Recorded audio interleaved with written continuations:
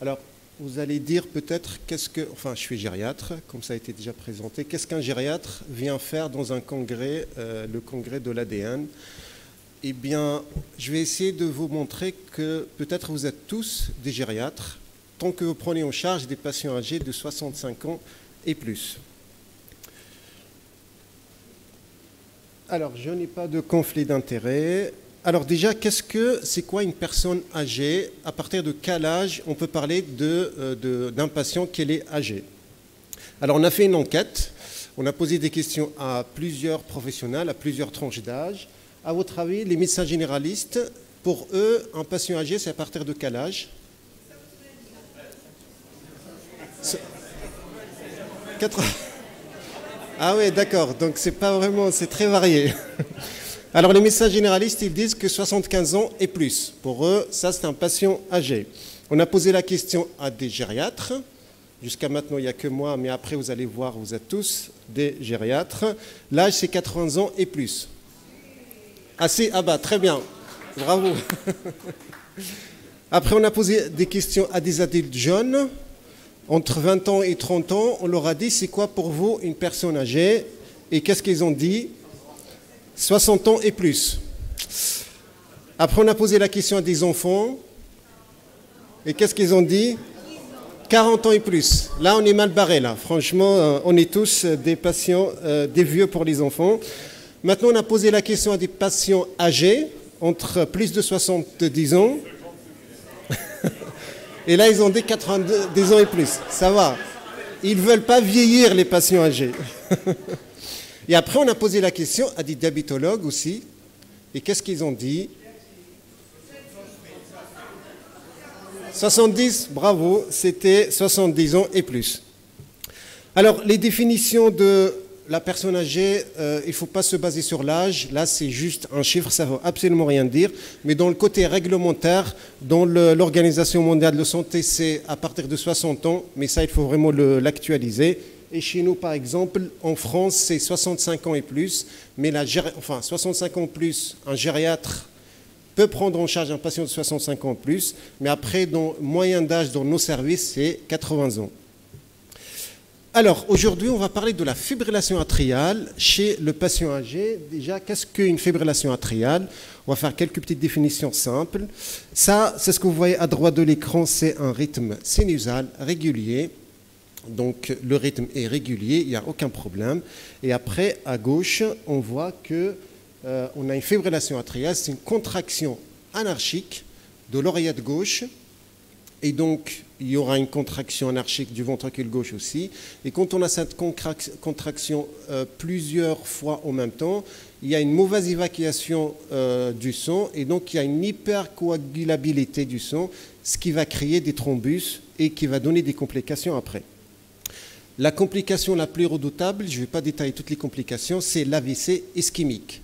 L'AVC ischémique, donc c'est ce que vous voyez là. Donc on a une formation du thrombus dans l'oreillette gauche et surtout dans l'auricule gauche. Il y a une toute petite cavité dans l'oreillette gauche, donc il y a une formation de thrombus. Et après, il va migrer avec les contractions anarchiques de l'oreillette gauche. Il va aller dans le ventricule gauche et après, il va monter l'aorte ascendant, la crosse de l'aorte. Et la première intersection, c'est le cerveau, c'est la direction du cerveau, et donc il monte, il fait un AVC ischémique. C'est notre cauchemar pour nous, les gériatres, et pour vous aussi, j'imagine. Alors une question, c'est quoi la prévalence annuelle d'AVC ischémique quand on a une fibrillation atriale dans la population générale? Donnez-moi un chiffre. 5%. Maintenant, la même question pour les patients âgés qui sont en fibrillation atriale, c'est quoi la prévalence d'un AVC ischémique? 10, qui dit mieux? 30, 20. Alors c'est 23,5. C'est énorme. C'est vraiment presque un patient sur 4 qui a une fibrillation atriale, il peut faire un AVC ischémique. Alors, on a parlé de l'AVC ischémique, la première complication. La deuxième complication de la fibrillation atriale, c'est l'insuffisance cardiaque. Dans cette étude-là, par exemple, on a pris presque 5700 patients, moyen d'âge c'est 85 ans, on les a suivis et ils ont développé des déconcentrations cardiaques. La première forme de déconcentration cardiaque, c'est la déconcentration cardiaque à fraction d'éjection préservée, c'est-à-dire supérieure à 50%. 7,3 modérément altéré, entre 40 et 50%, et 6,7% altéré, c'est-à-dire inférieur de 40%. Et on a regardé c'est quoi les facteurs en fait, de risque de développer une déconcentration cardiaque quand on a un patient âgé avec une fibrillation atriale. Donc, premièrement, c'est la valvulopathie, la dilatation de l'oreillette gauche, les bronchopneumopathies, la taille de l'oreillette gauche, l'insuffisance rénale, la malnutrition, l'anémie, le diabète, l'âge. Tous ces facteurs-là, la majorité, on les trouve chez le sujet âgé. Donc pour nous, vraiment, la fibrillation atriale, c'est très compliqué et ça donne souvent des déconcentrations cardiaques. Alors, quelques particularités chez le patient âgé. Donc vous, si vous avez des patients, que vous soyez en consultation dans vos cabinets, qui sont 65 ans et plus, il faut vraiment prendre en considération ces particularités. Déjà, quelques notions, c'est que le risque de fibrillation atriale augmente avec l'âge. Ça, normalement, c'est prouvé. L'anticoagulation, qui est le traitement de la fibrillation atriale, c'est très compliqué chez le patient âgé et on va voir comment gérer ça ensemble. Et aussi, on a les comorbidités. Chez le patient âgé, il n'y a pas que la fibrillation atriale. Si on cherche, on trouve plein d'autres choses. Déjà, la fragilité motrice, fragilité fonctionnelle, fragilité sociale. On a les chutes. Ça, c'est très compliqué chez un patient qui est anticoagulé.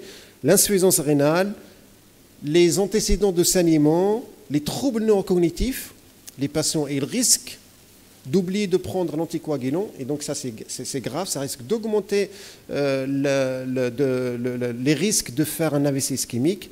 La multimorbidité, la polypharmacie, les interactions médicamenteuses. Si on prend deux, par exemple, un antiagrégant plaquettaire et un anticoagulant, le risque de saignement, il est majeur. Et donc, il faut prendre en considération tout ça. Alors, quand on a une fibrillation atriale, avant d'anticoaguler, il faut calculer un score. C'est quoi comme score? Schatz-Vask. C'est faux. Alors, ils l'ont modifié, exactement, merci. Alors, Schatz-Vask, ça c'est avant. Maintenant, pour passer vite, c'est le Schatz-Va. Ils sont juste retirés le sexe féminin parce qu'ils disent que le sexe féminin, il y a un risque en fait de développer des événements thromboemboliques. Les données récentes, ils ont dit non, donc maintenant c'est le risque Schatz-Va. Dès qu'on a un score de Schatz-Va supérieur à 2, hop, il y a une indication à anticoaguler nos patients. Et donc ça marche chez les patients âgés. Vous voyez, supérieur à 75 ans, on a déjà 2, donc on est tranquille, nous, tout le monde sont éligibles à une anticoagulation. Maintenant, par quel anticoagulant? J'ai entendu AVK, les AOD. Exactement, ça dépend. Et on va voir chez nous exactement qu'est-ce qu'on fait et qu'est-ce qui marche très bien. Alors déjà, les recommandations, c'est clair. Chez tous les patients de 75 ans et plus, il faut privilégier les AOD aux AVK. Et je vous montre pourquoi, parce qu'il y a beaucoup de données de sécurité et d'efficacité. Donc il y a juste quelques cas, on peut prescrire les AVK, c'est l'insuffisance rénale, c'est la valve mécanique et la fibrillation atriale d'origine valvulaire, c'est-à-dire d'origine rétrécissement mitral. Sinon, c'est les AOD. Les recommandations sont claires. Et pourquoi les AOD? Parce que dans les essais randomisés, c'est le niveau d'épreuve le plus élevé, c'est les essais randomisés. Quand on a plusieurs, on fait une méta-analyse. Ils ont montré qu'ils sont très efficaces et ils sont très safe, c'est-à-dire ils donnent moins de presque 50% des hémorragies intracrâniennes en cas d'AOD qu'en cas d'AVK. Donc pour nous les gériatres, c'est vraiment les AOD qui marchent très bien par rapport aux AVK. Ça, c'était les essais randomisés. Maintenant, c'est les études de vraie vie, c'est-à-dire ce ne sont pas des patients sélectionnés. On a été voir les patients, on a fait 2 groupes, patients qui ont déjà traités et patients non traités. Et c'est pareil, quand on regarde ici, les AOD, ça marche très bien par rapport aux AVK. Là, un exemple de l'apixaban qui, rien à voir, c'est très safe et c'est très efficace. Alors, une question... Quel est l'anticoagulant utilisé chez des patients de 90 ans et plus? Là, ce n'est pas des patients âgés, c'est des patients très âgés. À votre avis? Les AOD, très bien, ben c'est parfait. Parce que maintenant, il y a beaucoup plus de données. Par exemple, cette étude taïwanaise, ils ont pris des patients de 90 ans et plus, presque 10 000 patients. Ils ont comparé avec les AVK. Je vais passer rapidement pour gagner un peu de temps. De toute façon, ça, c'est un score de proportion. Et à la fin, ils ont trouvé que... Alors, l'efficacité, c'était presque pareil, mais la sécurité, rien à voir. Les AOD donnent beaucoup moins d'hémorragie intracérébrale par rapport aux AVK. Donc, premier message, les AOD marchent très bien chez les patients âgés, à part les 3 cas qu'on a dit tout à l'heure. Alors, quand on prescrit un anticoagulant, bien sûr, il faut calculer le score hémorragique. Pas pour contre-indiquer l'anticoagulant, mais pour mieux surveiller. À votre avis, c'est quoi le score hémorragique qu'on utilise? Alors, on fait ça sous forme de question. Quel est le meilleur score hémorragique? Tout ça sont des scores hémorragiques. Quel est le meilleur score hémorragique chez les patients de 80 ans et plus atteints de fibrillation atriale? Alors, il y a ASBLED, ça c'est le premier. Il y a hémorragie, le deuxième. Il y a Atria. Il y a Relais Bleeding Score. Il y a A4C. Donc vous ne pouvez pas savoir, c'est normal. Alors tout ça sont des scores qui marchent pour l'adulte jeune, mais pour les patients âgés, ça ne marche pas très bien, à part le A4C, qui est notre score qu'on a développé, qu'on a publié ce papier cette année-là. Donc on a été vraiment chercher c'est quoi les facteurs qu'il faut prendre en considération quand on prescrit un anticoagulant. Et donc on a fait cette étude-là, on a comparé avec tous les autres scores, et vous voyez que le score A4C, ça marche très bien, c'est-à-dire niveau sensibilité, spécificité, c'est meilleur par rapport aux autres scores. Donc deuxième message, si vous avez des patients âgés dans vos services, quand vous prescrivez des anticoagulants, il faut calculer le score A4C. C'est très facile à retenir. C'est quoi ce score A4C? Déjà, il y a 4 A et la lettre C. La première lettre A, c'est l'âge. Et vous voyez là, inférieur à 85 ans, vous voyez, c'est vraiment des populations très âgées. Hein. Inférieur à 85 ans, c'est 0. Supérieur à 95 ans, c'est 3 points. Ça, c'est le premier A. Le deuxième A, c'est l'albumine. Inférieur à 35, on met 1 point. Le troisième A, c'est l'anémie. Quand on a une hémoglobine inférieure à 110, on met 2 points. Et le quatrième A, c'est l'amiodarone. Quand on a un patient sur amiodarone, il y a un risque hémorragique et donc on rajoute 1 point. Et le C, c'est quoi? C'est la clairance, c'est le Cockcroft, calculé par MDRD ou CKDEP. Et donc, quand on a inférieur à 30, c'est 2 points. Entre 30 et 50, c'est 1 point. Donc, ça marche très bien ce score-là. Donc, je vous incite vraiment à l'utiliser. Donc, le score de 0 à 2, risque faible. 3 à 4, risque modéré. Supérieur à 5 points, c'est risque très élevé, risque hémorragique très élevé. Alors, une autre question. Peut-on anticoaguler un patient très âgé? Tout à l'heure, on a vu quel anticoagulant. Et du coup, on a commencé à répondre à la question. À votre avis, on peut? Oui, on peut, très bien. Exactement, on va voir ça. La deuxième question, peut-on anticoaguler un patient avec un risque de saignement majeur, c'est-à-dire le score supérieur à 5 points? Ah, là, j'entends moins du bruit, là. Non? Si? Non?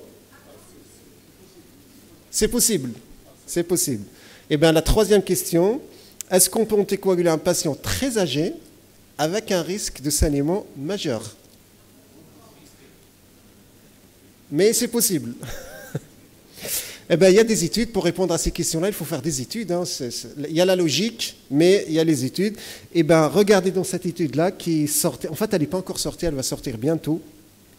Et donc, ils ont pris des patients très âgés, plus de 85 ans, et avec un risque de saignement majeur. C'est quoi un risque de saignement majeur? Soit un ou plusieurs éléments, c'est-à-dire un faible poids, insuffisance rénale, utilisation des anti-inflammatoires non stéroïdiens, utilisation des anticoagulants plaquettaires et antécédents de saignement. Et donc, ils ont suivi ces patients-là. Et qu'est-ce qu'ils ont trouvé? C'est ce que vous voyez là. Les patients sous AOD par rapport aux patients sans anticoagulation, ils font beaucoup moins d'AVC ischémique. Ça, c'est normal. Le patient anticoagulé fait moins d'AVC ischémique par rapport aux patients non anticoagulés. La deuxième courbe, c'est l'hémorragie. Ils ont trouvé que le patient sous anticoagulants, il saignait plus par rapport à un patient non anticoagulé. Ça aussi, c'est normal, c'est logique. Mais par contre, quand on associe les deux, c'est-à-dire le bénéfice clinique net, il est en faveur des anticoagulations. Donc, ils ont même pris des patients très âgés, avec un risque majeur, et ils ont anticoagulé, et à la fin, le bénéfice était supérieur. Alors, je ne vous dis pas, il faut toujours faire ça, mais vraiment, il faut voir un cas par cas. Alors, une autre question, quelle adaptation de la dose chez le patient âgé? Et ça, c'est très simple, il faut juste, il y a un seul tableau à retenir. Déjà, supérieur à 50, c'est le Cockcroft. Hein. Là, c'est parce que les anticoagulants, c'est le Cockcroft. Et après, c'est les formules, c'est MDRD, CKDP. Supérieur à 50 millilitres minute, c'est la pleine dose, quel que soit l'anticoagulant. Entre et inférieur à 15, c'est contre-indiqué. Donc là, on va jouer entre 50 et 15. Pour le dabigatran, entre 30 et 50, c'est 150 x 2. C'est la pleine dose, sauf si on a un élément. Cet élément-là, c'est quoi? C'est l'âge. Chez les patients 85 ans et plus, c'est très simple, c'est 110 x 2. Oubliez la pleine dose. D'accord? Ça, c'est pour le dabigatran. Pour le rivaroxaban, c'est simple. Inférieur à 50, c'est 15. Ce n'est pas la demi-dose, mais une dose diminuée parce que la pleine dose, c'est 20. Donc là, c'est 15. Inférieur à 15 millilitres par minute, c'est contre-indiqué. Et l'apixaban le plus utilisé, c'est 5 x 2 par jour, sauf si on a un élément. C'est quoi cet élément-là? C'est avoir deux critères parmi ces 3 critères. C'est quoi ces 3 critères? C'est l'âge supérieur à 80 ans, c'est un peu technique, mais c'est facile à retenir après. Le poids inférieur à 60